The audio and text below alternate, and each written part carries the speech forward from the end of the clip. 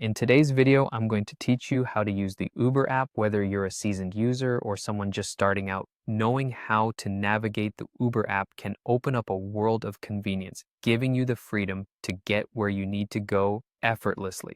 First things first, make sure you have the Uber app installed on your smartphone. You can find it in the App Store for iOS devices or the Google Play Store for Android devices. Once you have it installed, open the app and either sign in with your existing account or create a new one. This will require you to enter some basic information like your email address and phone number. Once you're in, you'll see a home screen with a map showing your current location. If you're not seeing an accurate location, don't worry. You might need to enable your phone's location services, which will allow the app to locate you more precisely. To do this, navigate to your phone's settings, find the app, and enable location access. Now that you're ready to book a ride, start by tapping on the Where To bar at the top of the screen. Enter your destination here. As you type, the app will suggest nearby locations based on your input, which can speed things up if you're going somewhere popular.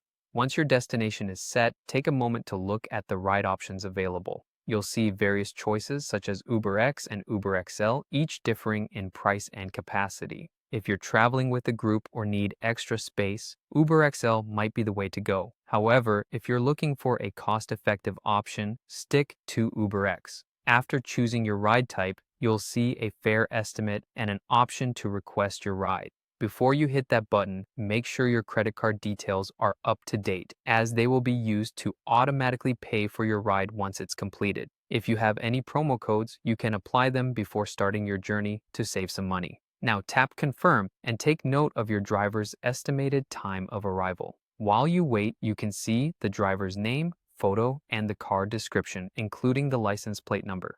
This is super helpful when meeting your driver, especially in busy areas. If any issues pop up or you need to contact your driver, use the in-app message feature or make a call directly through the app.